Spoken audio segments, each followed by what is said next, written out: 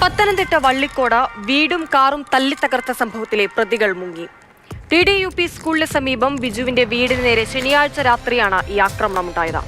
വീടിന് സമീപത്തെ മദ്യപാനം ചോദ്യം ചെയ്തതാണ് പ്രകോപനമത്രേ.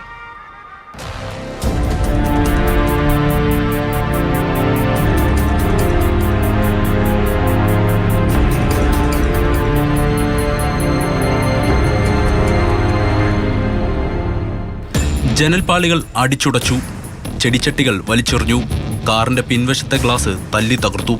ഓപ്പൺ പ്രസിഷൻ ഫാമിംഗ് ഭാഗികമായി നശിപ്പിക്കപ്പെട്ടു. ചന്ദനപ്പള്ളി സ്വദേശികൾ വിമൽ, അഭിജിത്ത് ഇവരാണ് മദ്യലഹരിയിൽ വീട്ടിൽ അക്രമം കാട്ടിയതെന്നാണ് പരാതി.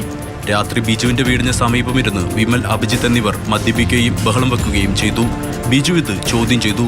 ഉടനെ ഇരുവരും അക്രമം അഴിച്ചുവിടുകയായിരുന്നു. അപ്പോൾ അവന് ബിജു പറഞ്ഞു ഇവിടെ കിടന്ന് പറ്റില്ല എന്ന് പറഞ്ഞ് അങ്ങനെ തർക്കമായി. അങ്ങനെ അപ്പോൾ ഇവർ മതിൽ ചാടിക്കടന്ന്, ഗേറ്റ് കൂട്ടിയേക്കുമായിരുന്നു, മതിൽ ചാടിക്കടന്ന് വന്നിട്ട് ബിജുവിനെ അടിക്കുമെന്ന് പറഞ്ഞ് അങ്ങനെ ബിജു പരിക്കകത്ത് കയറി. അപ്പോൾ ചെടിച്ചട്ടി എടുത്ത് പ്രധാന വാതിൽ തല്ലിപ്പൊളിക്കുകയും കാറിൻ്റെ ചില്ല് തല്ലിപ്പൊളിക്കുകയും അതിനുശേഷം ഇവിടെ തന്നെ കിടന്നൊരു വെട്ടിരുമ്പാണ്, ഒരു വെട്ടിരുമ്പും ഒരു കുഴമ്പി പോലെ ഒരു സാധനം എടുത്ത് അടുക്കള വാതിൽ. ഇപ്പോൾ ഇവർ കഥവെല്ലാം അടച്ചപ്പോൾ കഥ തല്ലി തുറന്ന് ഇവരെ ആക്രമിക്കുക എന്ന ഉദ്ദേശത്തോടുകൂടി തന്നെയാണ് അകത്ത് കയറാൻ വേണ്ടി ശ്രമിച്ചു. തടയാൻ ശ്രമിച്ച ബിജുവിന്റെ കുടുംബാംഗങ്ങളെയും ഭാര്യ രാജിയെയും ഇവർ മർദ്ദിച്ചുവെന്നും പരാതിയുണ്ട്. അടുക്കള വാതിലിലേക്ക് കുഴവി വലിച്ചെറിഞ്ഞു. ജനാലച്ചില്ലുകളിലൊന്ന് പൊട്ടിച്ചത് മുഷ്ടി ചുരുട്ടി ഇടിച്ചാണ്. സ്വിച്ച് ബോർഡ്, CCTV ക്യാമറ എന്നിവയും നശിപ്പിക്കപ്പെട്ടു.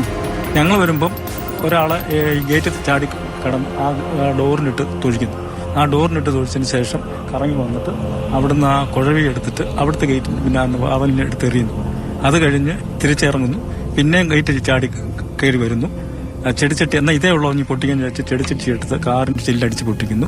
താഴെ കറങ്ങിപ്പോയി ആ ഗേറ്റ് തുറക്കുന്നു.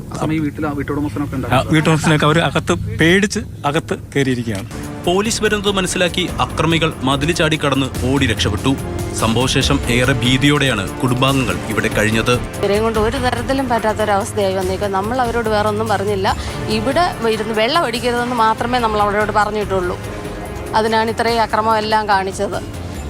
കുഴവിയെടുത്ത് അടുക്കളയുടെ കതവുമെല്ലാം അടച്ച് വെട്ടിരുമ്പും കൊണ്ട് അരിവാളം എന്തോന്ന് ഒരു എണ്ണം കിടക്കുന്നു. അതുകൊണ്ട് വെട്ടി കൊല്ലുമെന്നും പറഞ്ഞിട്ട് പെരയ്ക്ക് വലത്തോടുമായിരുന്നു. അതേസമയം പ്രതികളെ തിരിച്ചറിഞ്ഞുവെന്നും ഒളിവിൽ പോയ ഇരുവരെയും കണ്ടെത്താനുള്ള ശ്രമങ്ങൾ തുടരുകയാണെന്നും പത്തനംതിട്ട പോലീസ് വിശദീകരിച്ചു.